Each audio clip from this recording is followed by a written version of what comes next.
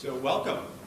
Thank you so much for being here today. Thank you to my colleague, Senator Al Franken from the great state of Minnesota, and to Sheriff Richard Stanek of Hennepin County, Minnesota, along with my great sheriff of Middlesex County in Massachusetts, Peter Katouzian. Sheriff Katouzian has been a strong leader in my state, advocating for common sense healthcare policies for inmates. He understands that law enforcement is equal parts accountability and compassion. And I thank him for everything he is doing to ensure positive outcomes for this population. There are nearly 2.3 million inmates in the United States. That's a shocking number of people imprisoned in this country. We lock up more people than any other country in the world. Our incarceration rate reflects the failed policies of the past, the notion that we could imprison our way out of our nation's drug abuse epidemic. Of the 2.3 million individuals incarcerated in U.S. prisons, 85% either have a prior or present substance use disorder or committed a crime that was related to their substance use. If we are to stop the revolving door of our criminal justice system and reduce the rates of opioid overdoses in this country, we need a seismic shift in how we deal with this population and their health care needs. First, our Medicaid policies for pretrial individuals are discriminatory. Today, if you are arrested and cannot afford bail, you can be denied critical health services paid for by Medicaid, even though you have not been tried or been convicted. Continuing to access health care coverage is not an issue for those who can make bail or who are on private insurance. This inequality in health coverage for pretrial detainees results in gaps of treatment. You may be innocent until proven guilty, but you will also be uninsured. Because pretrial inmates are most in need of immediate medical services, denying access to Medicaid benefits can be an extreme financial burden for local counties, because they are the ones who pick up the tab for critical and immediate health services, as we will hear from our sheriffs today. Second, the first 2 weeks after release from custody, individuals are particularly vulnerable to drug use.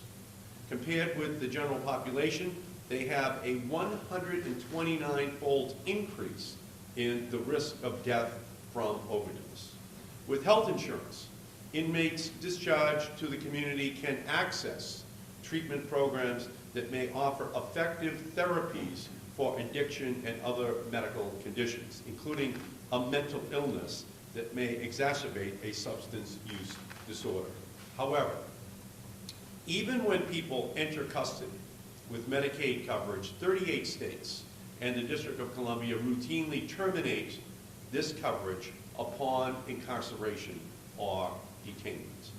Medicaid termination is not required by federal law. Let me repeat that. Medicaid termination is not required by federal law. In fact, the Obama administration has encouraged states to cease this practice. The result of this clerical choice to terminate Medicaid can be devastating. Upon discharge, individuals need to reapply for Medicaid in order to access health care services, a process that may take as long as 90 days. Those 90 days can be the difference between a path towards wellness or a path back into the system. Disruptions in the continuity of medical care have been shown to increase rates of reincarceration, drug use, recidivism, and mortality. Furthermore, without health care, many rely on hospital emergency room services, shifting the full cost of medical treatment to local, city, county, and state agencies. The legislation which Senator Franken and I have introduced, supporting positive outcomes after release act, prohibits states from terminating eligible individuals' Medicaid because of incarceration. Instead, With coverage only temporarily suspended, it ensures access to health care services more quickly upon release. This would allow for a smoother re-entry transition and encourage continuation of care for substance use disorders and other health conditions. As we combat this latest drug epidemic, the federal government must now admit the grave mistakes of the war on drugs and apologize for the wrongs done to the generation of Americans who bore the brunt of failed policies, and we must commit to never letting it happen again. Now is the time to implement appropriate and common sense solutions. We need to destigmatize, not criminalize, drug use and mental illness. We need more compassion, not more incarceration. The great Senator Ted Kennedy said, health care is a right and not a privilege. We should ensure this holds true for all Americans, no matter if you are awaiting trial, behind bars, or on your way back into your community. So I want to thank everyone who is here today in creating this partnership in the fight to ensuring that all have access to the health care they need, even those in the criminal justice system. So let me turn now and recognize the great senator from the state of Minnesota, Al Franken. Thank you, Senator Markey, for your leadership on this. I'd like to thank both our county sheriffs, our personal county sheriffs, Sheriff Contusion, and of course Rich Stanek, who he and I seem to have a running two-man show on criminal justice issues. What we're talking about here today would improve the lives of hundreds of thousands of Americans. Some 730,000 are held in county jails each day, about 2/3 of whom are awaiting trial. Now, none of these people have been convicted of the crime they've been charged with, and they just couldn't afford to post bond. So they're sitting in jail, and they are also very often in desperate need of immediate medical attention.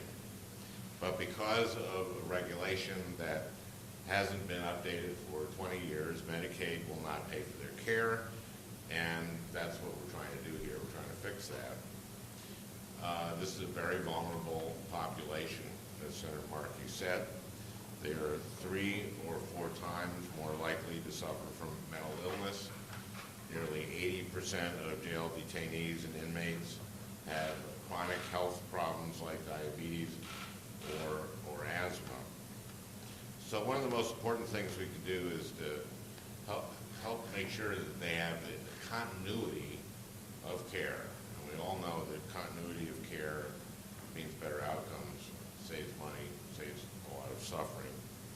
So all we're really asking, I said, Medicaid change this policy, and that these people are allowed to use Medicaid, their Medicaid coverage. These are people that need our help, and I hope that we can give it to them. It's a common sense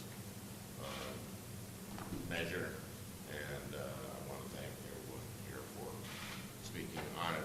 So now we'll go to you want me to go to Sheriff Stanek? Yes. We senior, do you? Okay. They have these sheriffs. They have some kind of protocol. Well then, I know Rich very well.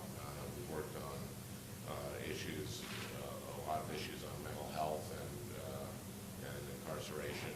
He's a great leader, a great sheriff in Hennepin County. Rich, come on up. Thank you, sir. Well, good morning. My name is Rich Stanek. I'm a sheriff in Hennepin County, Minneapolis, Minnesota, and I am the Senators Sherrod.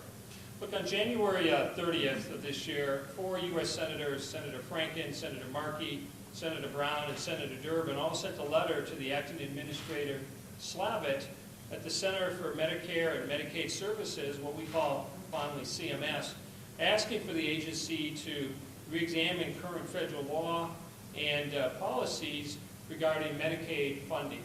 It's a big deal. Sheriffs have been asking for this across the country for a number of years. These two and their two colleagues stepped up to be able to do that. Let me tell you that on any given day in Hennepin County, Minneapolis, Minnesota, we house between 200 and 300 individuals at the Hennepin County Jail who suffer from mental illness. And we've talked about this many times. Current federal law cuts many of these individuals off from Medicaid funding the moment they're booked into our jail, and for no reason that we can figure out. This creates an unnecessary gap in health care coverage for those that are the most vulnerable and those who need it the most. With that as background, I stand here today with my fellow Sheriff, Peter Katusian. He's a good leader in and of himself, and he does a great job for us at the Sheriff's Association and on behalf of our constituencies, both the National Sheriff's Association and the Major County Sheriff's Association, representing all 3,100 sheriffs across this country, stand united in what the senators have introduced and the letter that they have sent. We asked CMS to revisit this current policy and make the necessary changes to allow coverage for Medicaid beneficiaries awaiting trial in our jails. You know, as a sheriff of Hennepin County, a county with a population of a little over 1.2 million, I see firsthand the impact of the current policy by CMS. And for example, a pretrial inmate in Hennepin County was to receive a prosthetic leg prior to his incarceration. And this is a tragic story in and of itself. However, because he was financially unable to post bond, as the senator mentioned, he remained in jail and Medicaid refused to pay for his prosthesis.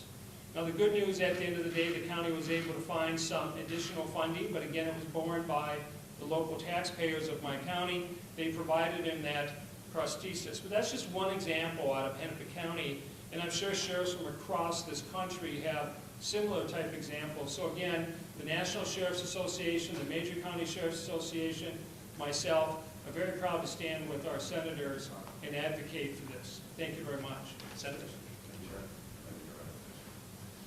My name is Peter Katusian, the Sheriff of Middlesex County, Senator Markey's home county as well. Our county is about 1.5 million, roughly the same as Sheriff Stanek's, 54 cities and towns, very diverse, and we have a large inmate population. I'm really honored to be here with Senators Markey and Franken, who I admired for so many years, and one of our great sheriffs in this country, Richard Stanek, that has led the National Sheriff's Association, major county sheriffs as well, both of whom who have supported this bill, but it should be also added that the National Association of Counties have also supported this bill. It's my belief as we begin to further down this road in this process, there will be a number of other organizations that will step up and lend their support to this bill because they will know how important it is. I will address these remarks in a few stages. One, justice, reentry, public health, public safety, and taxpayer related issues. We have thousands of individuals across this country who have not been convicted of a crime but are being denied access to Medicaid simply because they are stuck in jail. Oftentimes these individuals remain in jail because they simply cannot afford to post bail. In the Middlesex Sheriff's Office, as well as in Hennepin County and over 3,000 sheriff's offices across this country, have a constitutional obligation, to provide adequate health care to over 750,000 inmates across this country, and that comes at a tremendous cost. For instance, in 2015 at Middlesex Sheriff's Office, we had 147,000 medical attendances during that year. We spent well over $1 million on health care outside, never mind the inside costs of the health care we provide. And being incarcerated is also very disrupting to families. It can lead to disruptions in employment and in housing, insecurity, but denying access to Medicaid benefits for individuals awaiting trial just creates one more hurdle for many people. May not think it's a big deal, but it's a major hurdle for many to achieve a successful reentry when they get out.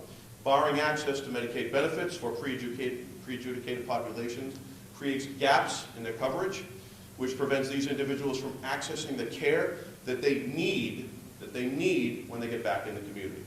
Individuals awaiting trial are often the most sick and the most in need of care segment of our inmate population, as well as the most transient in our populations. Many of these men and women have not had a medical visit in sometimes months, many times years, and occasionally for decades, they haven't had any type of medical attention. And for the first time, they're receiving a diagnosis or treatment, sometimes for very serious issues, in our facilities where we provide excellent medical care for them, as is our obligation. These justice-involved populations, especially pretrial, suffer from very high rates, as you heard, of substance abuse, mental health care, and which makes uninterrupted access to health care a critical component of a successful reentry.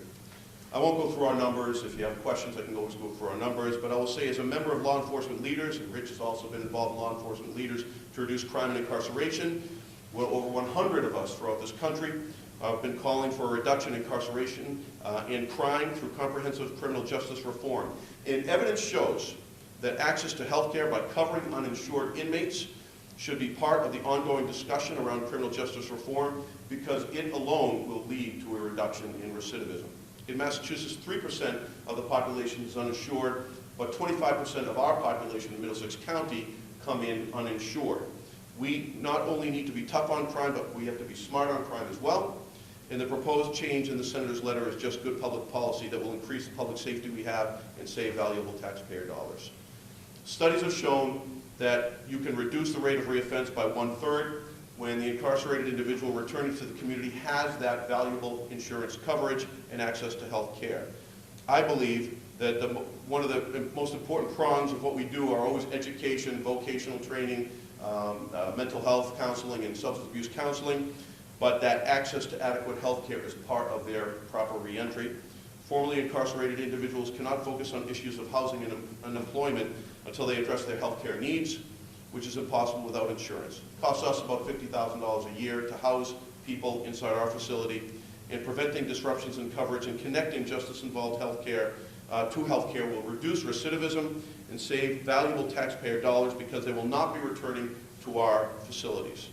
This proposed change would have a tremendous impact, not only on sheriffs that are here or correctional facilities across this country, but the 1,000 individuals cycling through our jails every single day. Thank you. Questions? Can you just clarify about who's making the decision that Medicaid gets dropped? Is it the federal government doing that, or the states? How does that work? The states make the decision. Well, there's some guidance through, CMS. States have been involved in the issue of suspension versus termination, so that is a state-involved decision. But as far as the automatic termination, within generally, I think it's 30 days, Rich, I think that's the general rule. Perhaps you can address this too. That's on a federal level that guidance comes from, and we're seeking to change that guidance. And we have a copy of the letter that we can provide to you too that explains in great detail the entire procedure and where this comes from as well. We can give you right after this as well. So. Yeah, there's nothing in the federal regulation that prevents them from doing this. State decides this was the first 30 days, right? No, it's a federal guidance. Federal guidance? Federal guidance, yes, sir. The 30 days. Yes, yeah. But The suspension. the suspension at the beginning is a state decision. That's a different process, stepping into very much this, what you folks were very helpful in us allowing us to get done at the state level. Yes. We're going to work with the federal government. What we're doing is we're working with the federal government to make sure that the guidance